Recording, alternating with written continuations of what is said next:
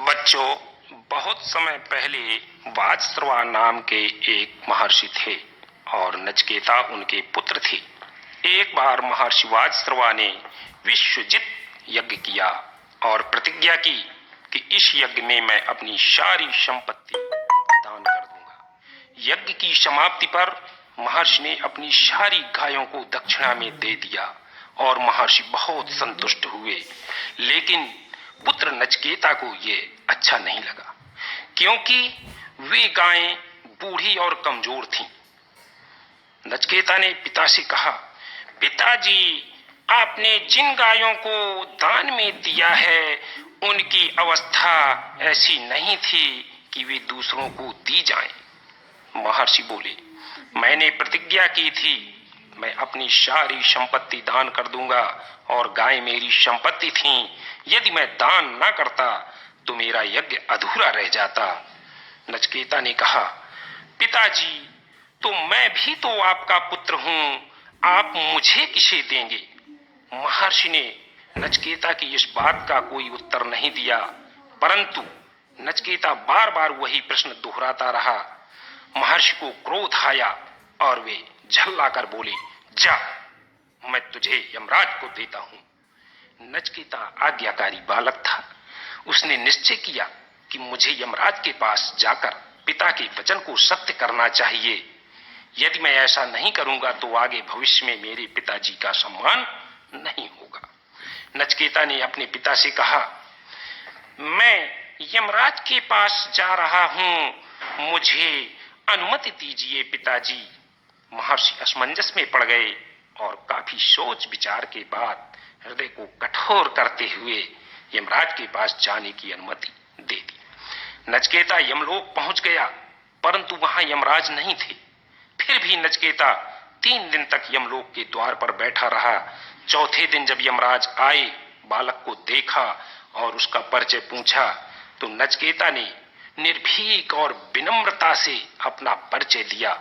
महाराज, मैं महर्षि वाजश्रवा पुत्र नचिकेता अपने पिता की आज्ञा से यहाँ आया हूं। यमराज ने कहा, ऋषिकुमार, तुम मेरे द्वार पर 3 दिनों तक भूखे प्यासे पड़े रहे, मुझसे 3 वरदान मांग लो।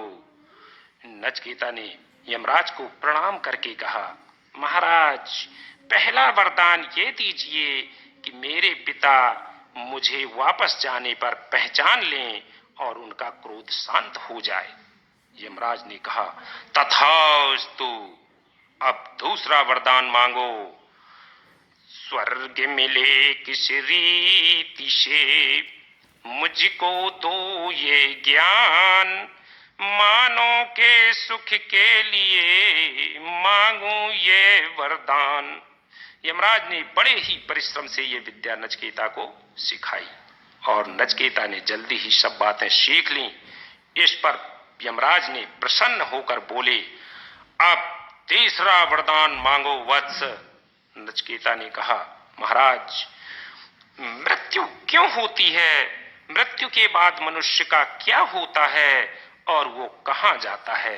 ये प्रश्न सुनकर यमराज चौंक पड़े और बोले, नचिकेता, संसार की चाहे कोई भी वस्तु मांग लो, परंतु ये प्रश्न मत पूछो। किंतु नचिकेता हट कर बैठे और यमराज को नचिकेता की हट के सामने झुकना पड़ा। तो अंत में बताया कि मृत्यु क्या है, उसका असली रूप क्या है, ये विषय कठिन है। फिर भी ये कहा जा सकता है कि जिसने पाप नहीं किया, दूसरों को पीड़ा नहीं पहुंचाई और जो सच्चाई की राह पर चला, उसे मृत्यु का कष्ट नहीं होता। इस प्रकार नचिकेता ने बहुत छोटी सी उम्र में अपनी पितृभक्ति, दृढ़ संकल्प और सच्चाई के बल पर उस ज्ञान को प्राप्त किया जो आज तक बड़े बड़े पंडित, ज्ञानी और विद्वान भी नहीं जान सके। धन्यवाद।